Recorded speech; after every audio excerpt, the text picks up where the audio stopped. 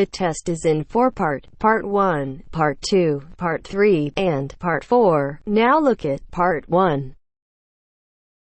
Part 1. You will hear a conversation between a police officer and a woman who witnessed an accident. First, you have some time to look at questions 1 to 4.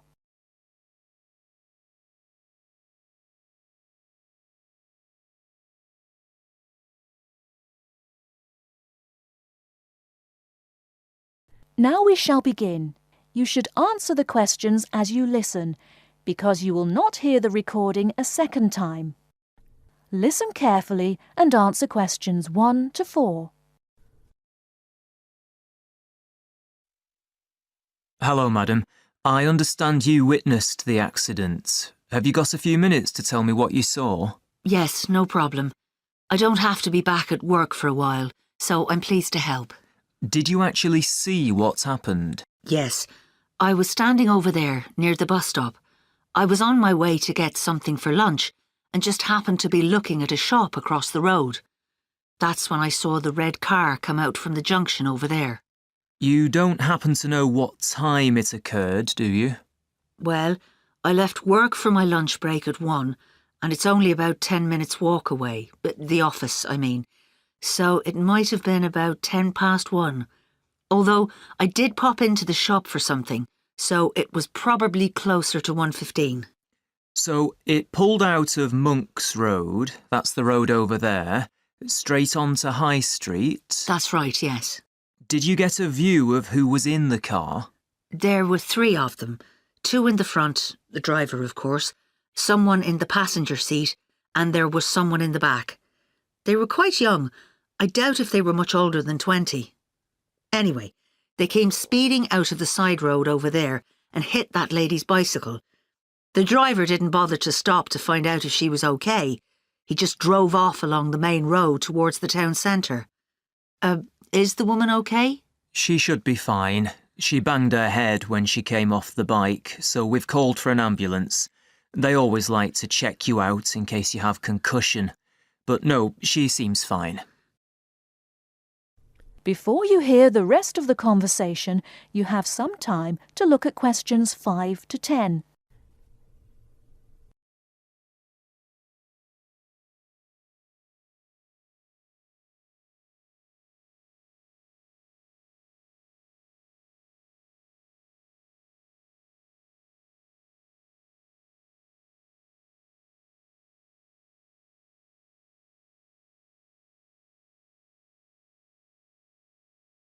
Now listen and answer questions 5 to 10. The bike doesn't look too good, though. I don't think she'll be using that again.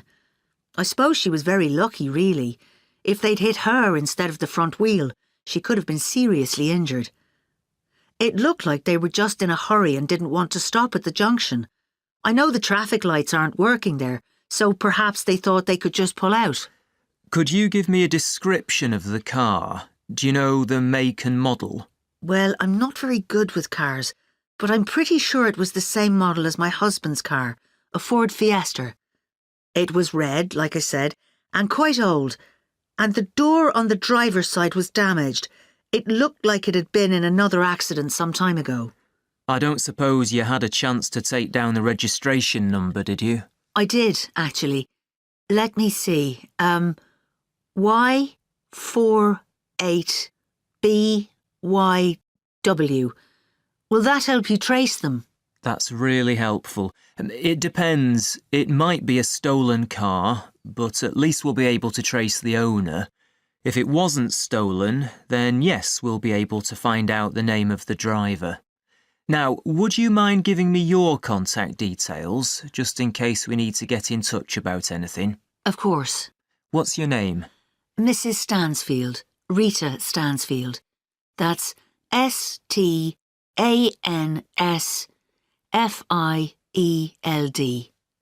And your address, Mrs. Stansfield?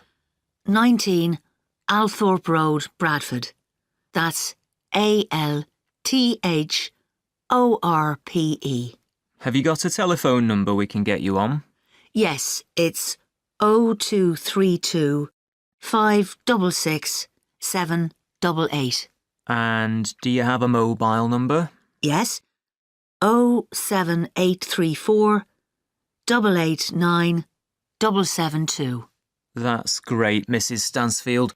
As I said, we may get in touch if we need any further information, but probably what you've told me is enough. Thanks for your time. No problem. I'm glad to have been of help.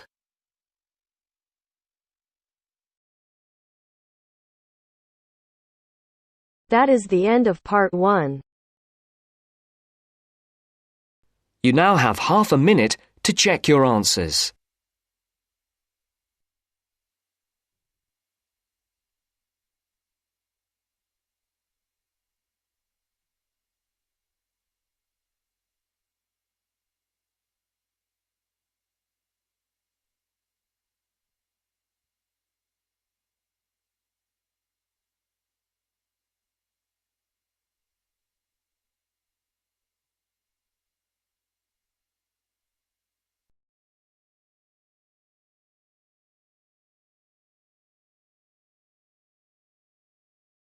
Now turns to part 2. Part 2. You will hear a presenter on a radio show. The presenter is talking to the organiser of an arts festival. First, you have some time to look at questions 11 to 17.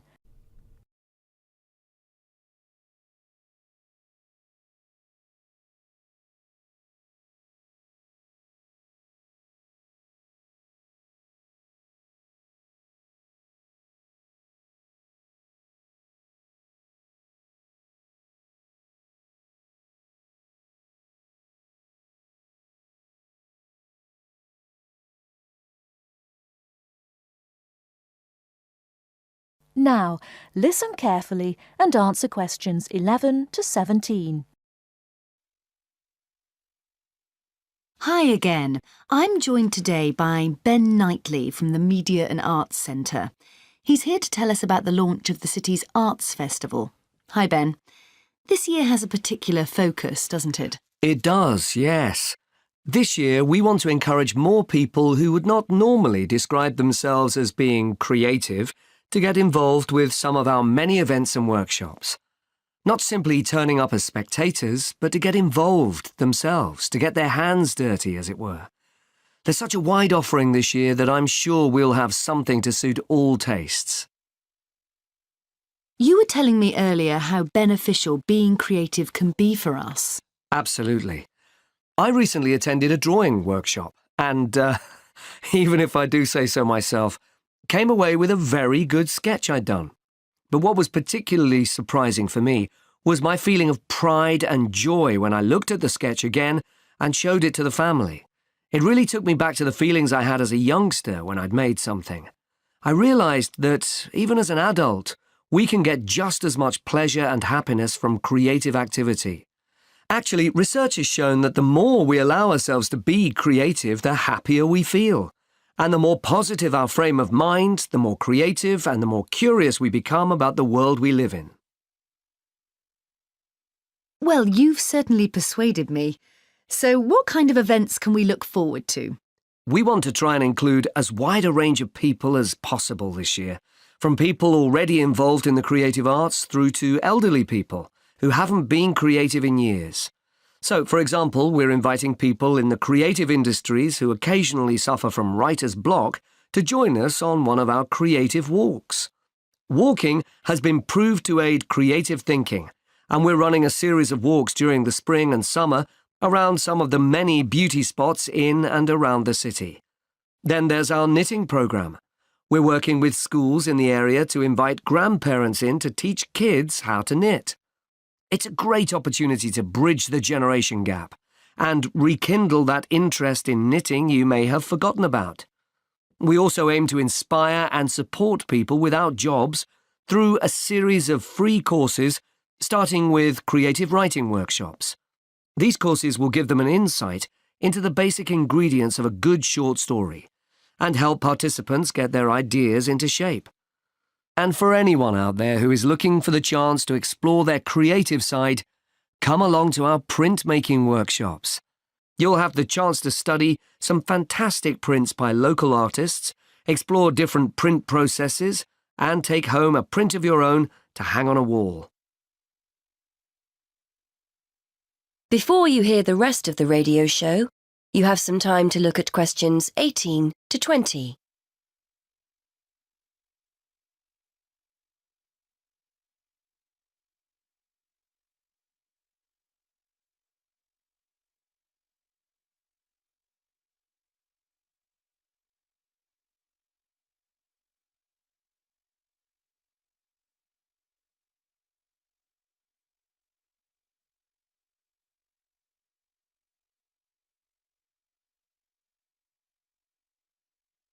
Now listen and answer questions 18 to 20. Excellent. So how do we go about getting involved? If anyone is interested in joining one of these sessions, it's important that you contact us first, as places need to be booked beforehand. We ran similar sessions last year and demand was high. As I said previously, there's no charge for any of the workshops, and materials, where appropriate, will be provided on the day. You can get further information on our website, and if you don't have access to the internet, call us on 514-2261.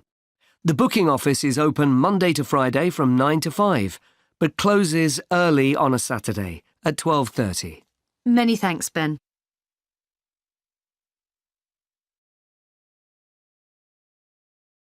That is the end of part 2.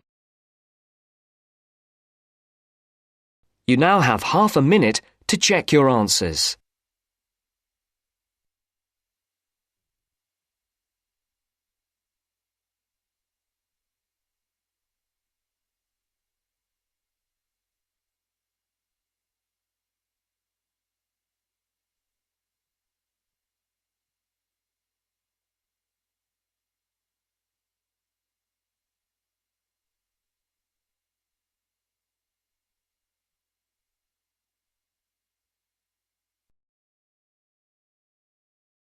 Now turns to part 3. Part 3. You will hear a conversation between a university tutor and a student who has recently started at the university. First, you have some time to look at questions 21 to 25.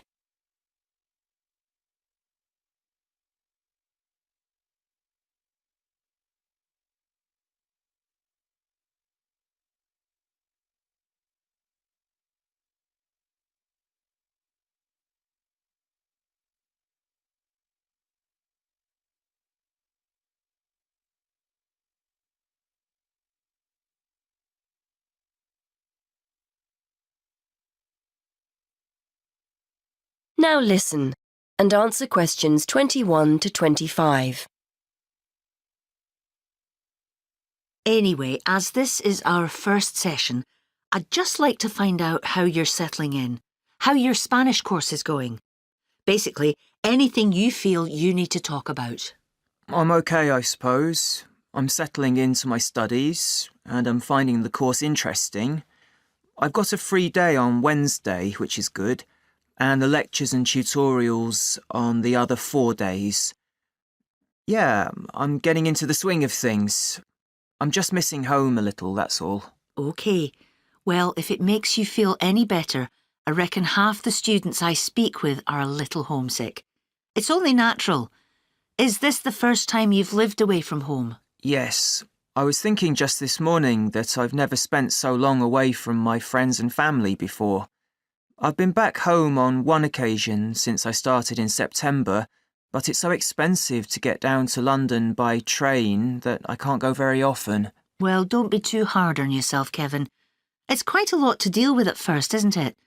Moving to a new city, being responsible for everything for the first time ever, shopping, cooking, etc. Then making new friends, and then there's your studies, of course, and getting organised. Are you living on campus or in town? On campus, in halls of residence. It's not as cheap as renting a room in a house, but I thought it would be a good way of meeting new students.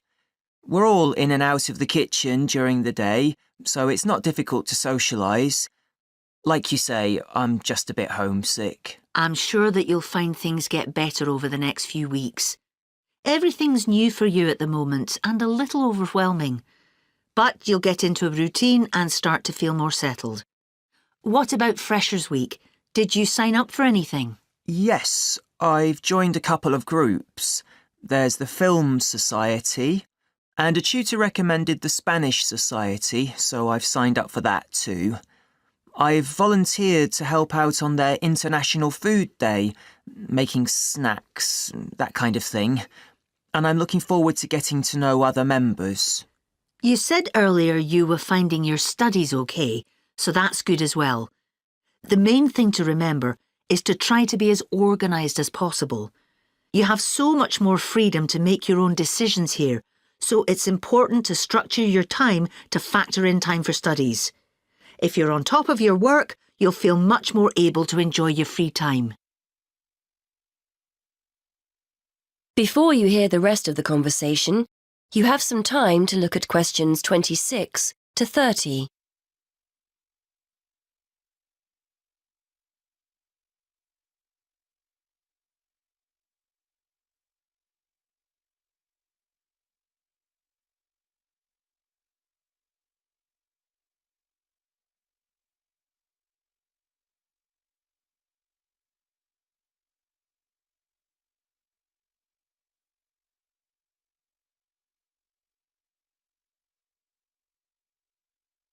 Now listen and answer questions 26 to 30. I was hoping you could help me with my essay writing. I seem to be spending ages writing and rewriting essays and, well... The best bet is for you to sign up to the University Writing Tutorial Service. They have people who are in place to support students specifically with these problems. To join, just fill in the application form and give them a sample of your work. Brilliant. I didn't know anything about that. Can I give them one of my essays to look at? They won't give you feedback on a complete essay, I'm afraid, as they may not be subject experts. It's really aimed at developing your academic writing skills. Ideally, you should write something between 1,000 to 1,500 words. If you find their page on the university website, they've got a list of general topics you can try. So, do I just turn up, or do I need to make an appointment? I've got an essay deadline coming up soon, so I'd like to get help as soon as possible. You'll need to arrange an appointment. The first step is to sign up for the service. Download the application form and essay title from the webpage. Don't forget to state when you're available for tutorials on the form. Email the essay and form to the team and they'll get back to you with an appointment time. It usually takes about 1 week from when they first receive your essay to arrange an appointment. You're usually given 1 tutorial a term, but they may offer you further sessions if they think you need them. OK, I'll do that. Thanks for your help.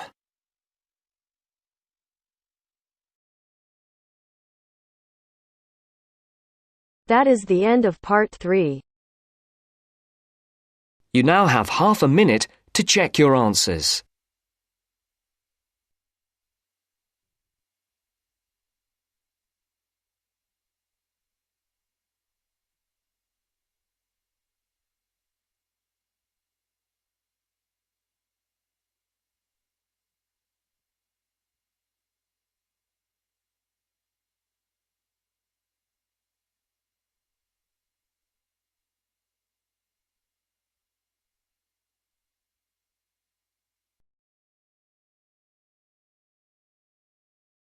Now turns to part 4. Part 4. You are going to hear a lecturer giving a talk on archaeology. First, you have some time to look at questions 31 to 40.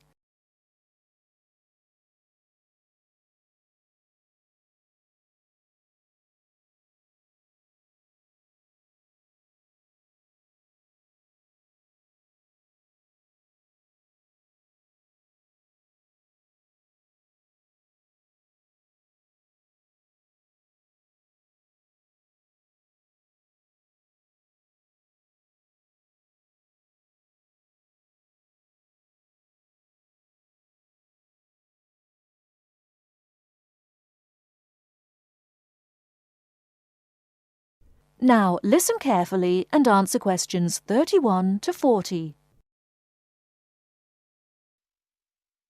Many thanks for inviting me along today to talk to you about the results of some very interesting recent archaeological research. The saying, "you are what you eat," is often applied to present-day dietary advice. Certainly, our bodies will show evidence of whether we eat healthily or live on fast food and takeaways. This can be particularly useful in archaeological research. Through a careful analysis of the ancient bones of our ancestors, we can tell a great deal about their diet and the way they lived. I'd like to talk to you today about some research into the early settlers of some remote tropical islands in the Pacific. When these people travelled to these new lands 3,000 years ago, they had to bring along all the resources they needed for survival, including food, plants and animals from their original homes. One such group were the Lapita people, who were early settlers of remote Oceania, several islands in the Pacific. When the Lapita set sail for the island Vanuatu, they brought with them domestic animals and crop plants. This allowed them to settle in an area where no humans had previously lived and that had limited natural resources. Archaeologists have been keen to discover to what extent these settlers and their domestic animals relied on the resources they'd brought with them compared to the native plants and animals they found on the island. In order to try and understand the diet and lives of the Lapita people, archaeologists analysed the chemical composition of the bones of 50 adults excavated from the Lapita cemetery on Efate Island, Vanuatu. Depending on what we eat, we consume varying amounts of carbon, nitrogen and sulphur.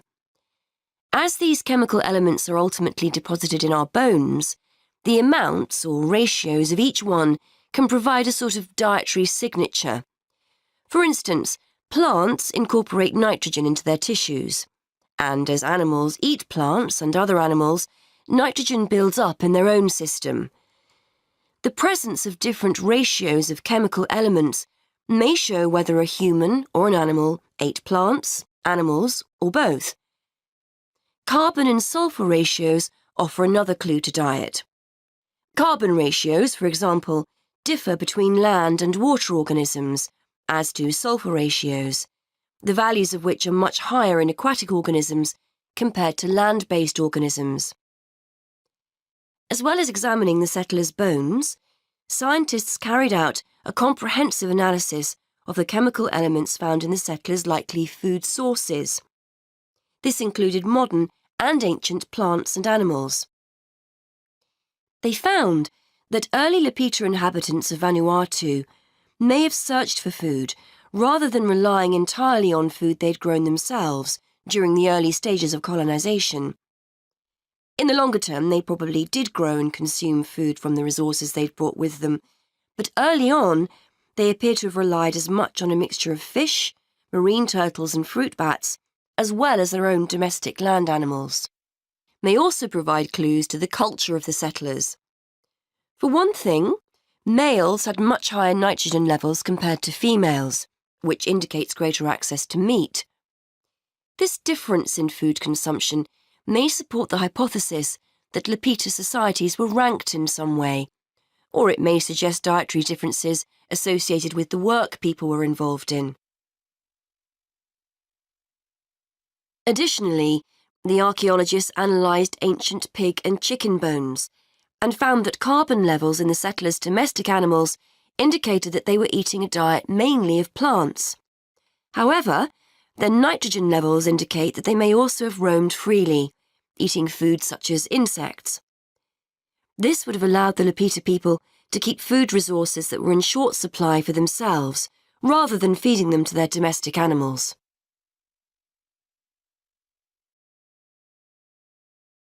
That is the end of part 4. You now have half a minute to check your answers.